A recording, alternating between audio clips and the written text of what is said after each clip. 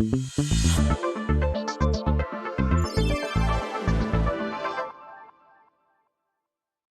going to do a quick software demo together.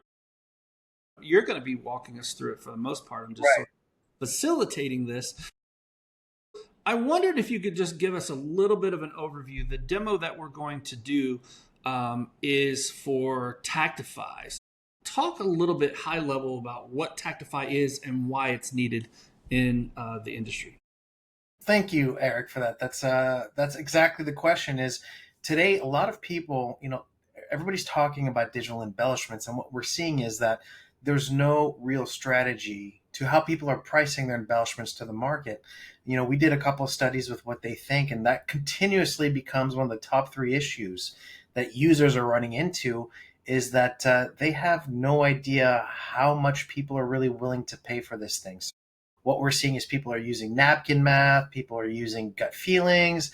There's a lack of pricing strategy. And essentially what we've done, Eric, is we've built a cloud-based system which can estimate your cost of production to the tenth of a cent, take into account tons of different variables that nobody else is really thinking about or counting, and most importantly, run it against our database that we've been scraping for like 3 years and putting together on what market bearable pricing is, depending on what location you're selling it into, what type of work that customer is into, if he's in cannabis, is he in electronics, is he in cosmetics, and what kind of application it is. So we are able to actually, I think for the first time, quantify perceived value of digital embellishments in a really, really neat way.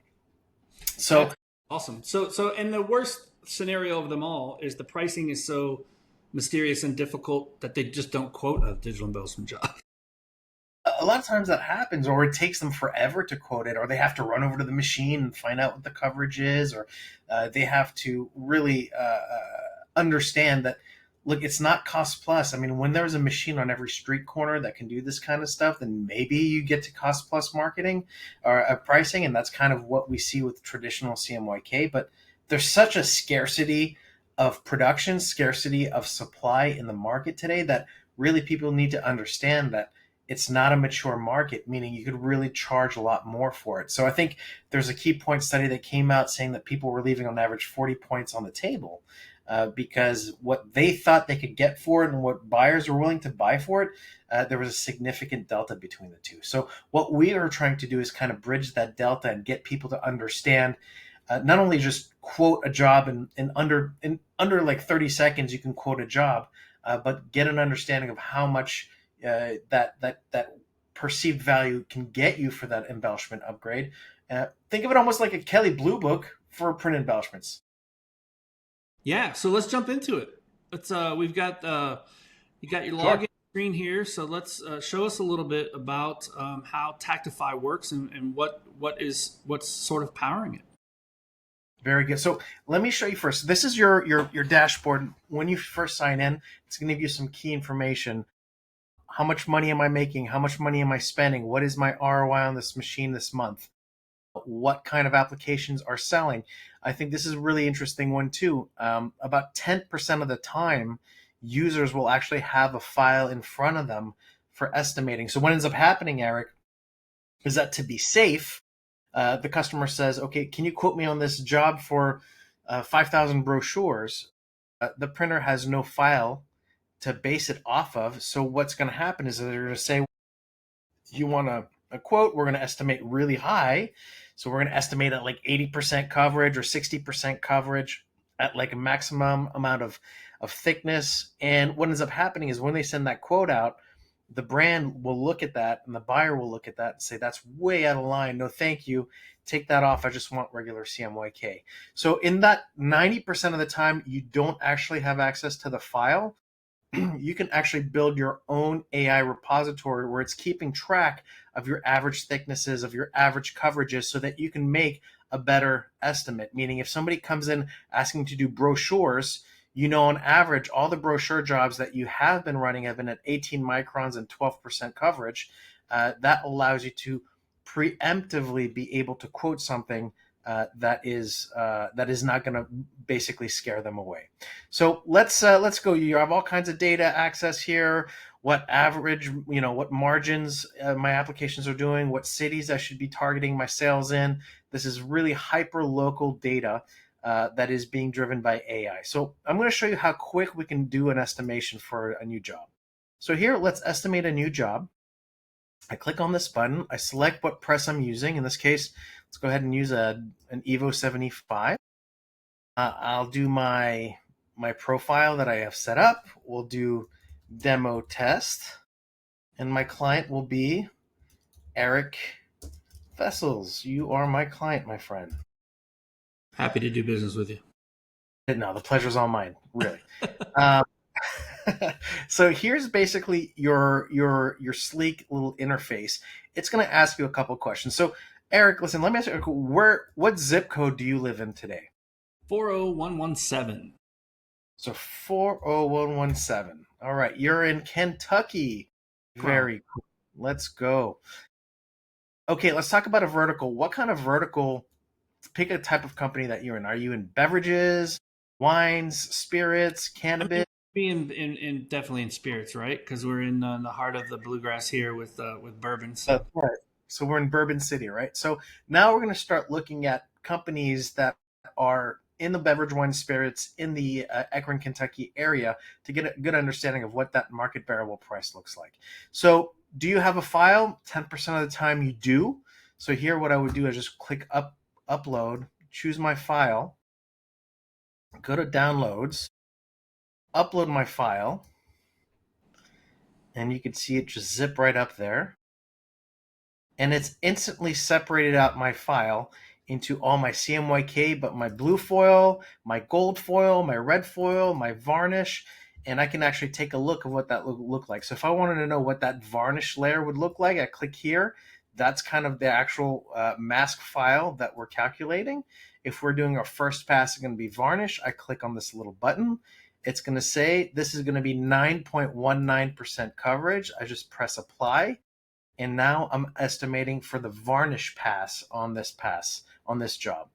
So what kind of job are we doing here, Eric? Are we doing brochures? Are we doing... Let's do some point of sale stuff for bourbon, if that makes sense. Yeah, let's do some point of sale. So we can come over here and do... well, actually, you know what? Why don't we do something like packaging for... Yeah, that's what I was thinking too. Yeah, packaging will work. That's a big one, right? So let's do that. So let's do a short run digital variable data foil or not. It's up to you to choose. How many sheets are we looking to do here? Maybe 1,000? That sounds good. So we're doing 1,000 sheets. If you want, you can actually do pieces instead of sheets, and it'll actually help you do that end up automatically. All right, so I'm using an Evo 75. In this case, I think I'm going to be running some B1 sheets. And my varnish is 9.19% coverage. Let's do 42 microns. It's like nice, big, thick coverage. What I'll do is go ahead and press estimate, and it's going to go and crunch all that information for me automatically and give me an understanding. So this is what's really cool is, yes, go ahead, Eric. You had something to say? Yeah, I was just going to ask. So it's given me these prices, right? So that, can you explain what that 755.95 is and that 843.40? Because I think that's what, at least what I looked at immediately, and I think what everybody's probably going to be looking at immediately is like it automatically spits those prices out. What do those mean, right? And what are the implications for those two different prices? And kind of walk us through an explanation there. Great point, Eric. So this is my model. So this is based on my team's historic wins and losses. Meaning that I typically, this type of job and this type of application and this type of location, so I have data, right?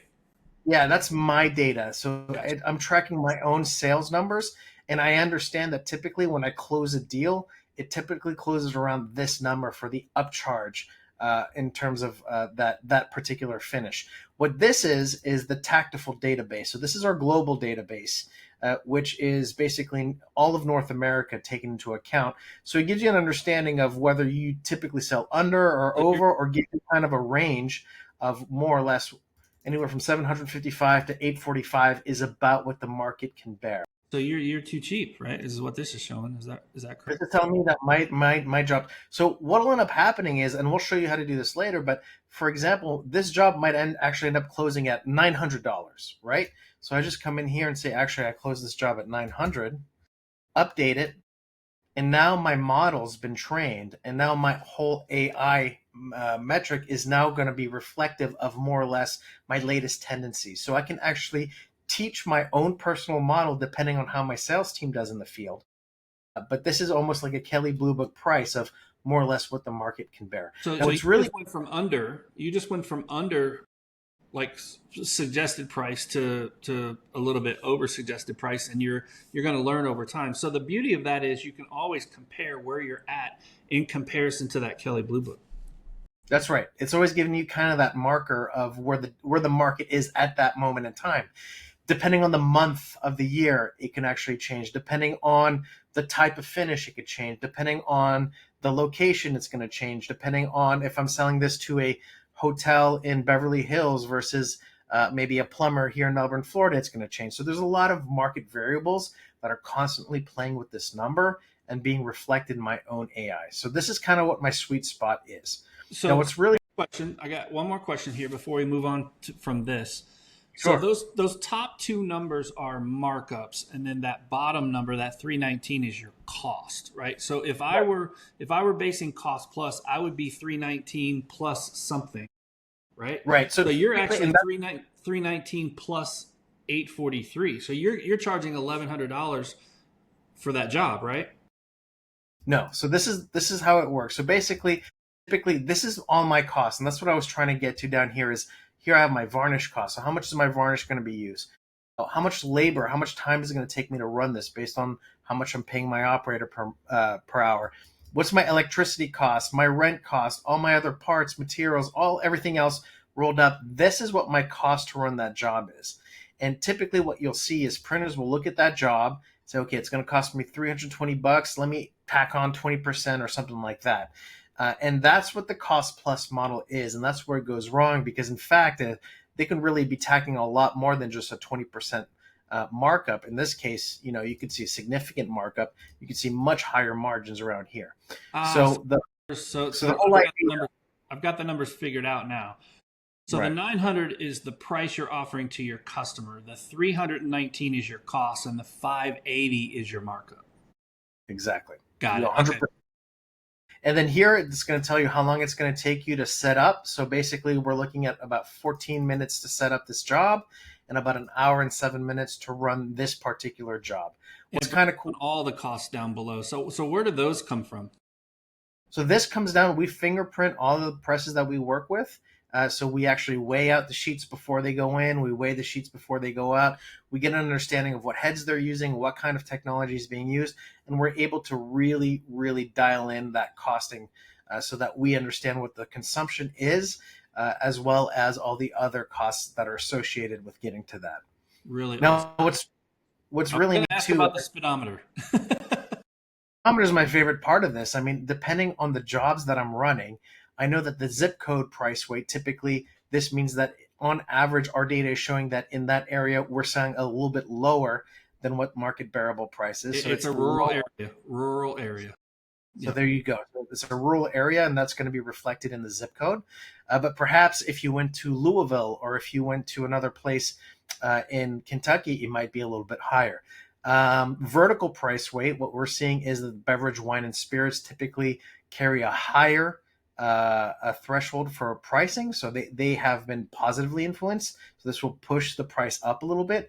And the application weight, being packaging, is about standard. There's so much of it out there. If you go into like luxury packaging, which is also one of the applications that we can offer, that might tilt the pricing a little bit higher. But right now, this is what our data is showing to be more or less Yeah. how the different things are affecting our pricing. Well, what's interesting about that is I think, like, in the not so distant past, the packaging might have been over in the green a little bit, right? So the interesting thing from a printer's perspective is you're always getting that current up to date market information on what verticals are hot, what areas are hot, what applications are hot, so you can kind of start to, and I think you showed that a little bit on the dashboard. You kind of start to figure out where all those sweet spots are. It's almost like a real-time SWOT analysis of both vertical application and zip code.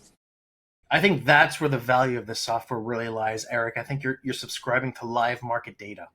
Right. And I think the fact that there's an estimator bolted onto it is one thing, but the fact that you're subscribing to live market data and our ability to give your salespeople that kind of intel on the field and being able to say, hey guys, look, right now holographic foil is up 30%, or hey guys, be careful right now, there's a real push on gold foil, or there's a shortage of matte gold, or whatever it might be. Being able to eventually get that can help inform it. Now, as these types of technologies sometimes require multiple passes. To put a second pass, super simple. All I do is I come up here to my coverage estimator. Let's say I want to do my second pass is gold foil.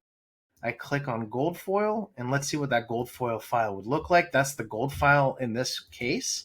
So I'm going to go ahead and see it's 11.96% coverage on the gold foil. I'll apply that. Let's say we want a nice and thick gold foil, right? 58 microns. I say, what kind of foil am I using? I want to use maybe this one, the bright gold metallic. And let's say we do a 20 by 20 inch pull. I'm just going to press that button again. And now, boom, I've automatically calculated how long it takes me to take those 1,000 sheets and bring them back to the feeder, set up my second pass, set up my foiling unit, set up all my things. Now I've gone to 3 hours and 4 minutes for both passes. Total is about 30 minutes setup, 2.5 hours worth of runtime. Now suddenly I have foil that is being shown here because that's my foil costs. And now you can see that my pricing have gone up significantly.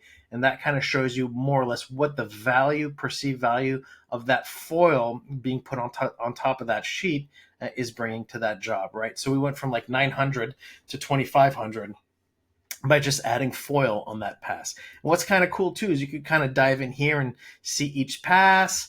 You could see the runs, how long each run is going to take. You're going to be able to break down the details. And most importantly, I think this is kind of cool too. All right, guys, make sure we have at least a roll and a half worth of foil or 2 rolls of foil ready to run this job.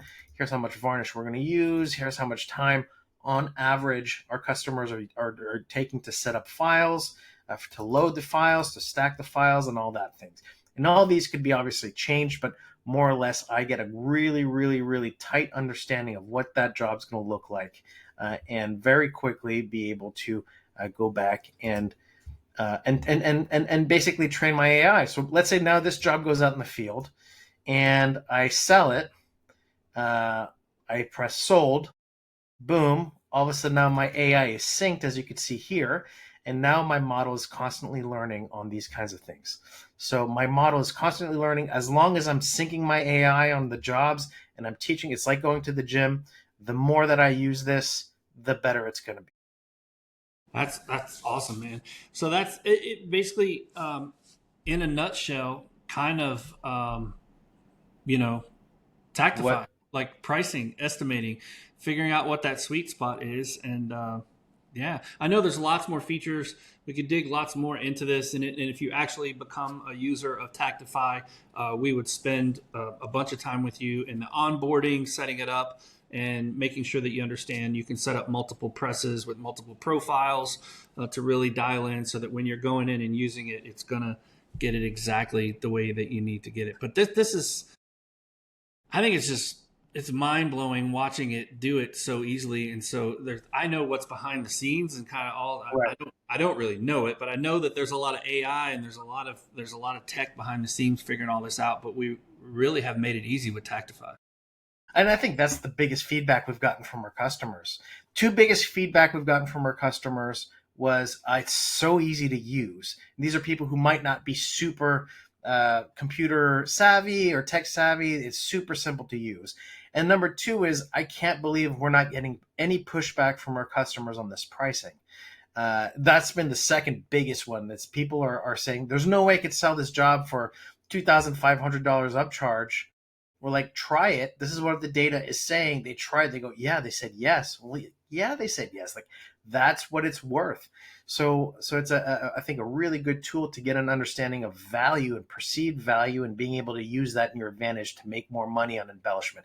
No need to commoditize this stuff, and no need to overprice it to lose it. But if you could find where that line is, and that's what Taktify is really trying to do, is trying to give you an understanding of where that line is that you can walk with your sales team to get more profit out of every job. Now I'm just wondering if only there's like a tool that I could visualize what that job's going to look like when it. Oh, yeah. I think we need to maybe we got to wait a little bit on that, but we've got something coming for you guys. But Yes. I want to thank everybody for watching, and find out more information at Taktiful.com. This has been great, Kevin. Thanks for giving us a little bit of a demo of Taktify. And we look forward to hearing from more customers as they use it, so we can refine and make it better. Appreciate you doing the demo for us. Thank you so much, Eric. Thanks, buddy. See ya.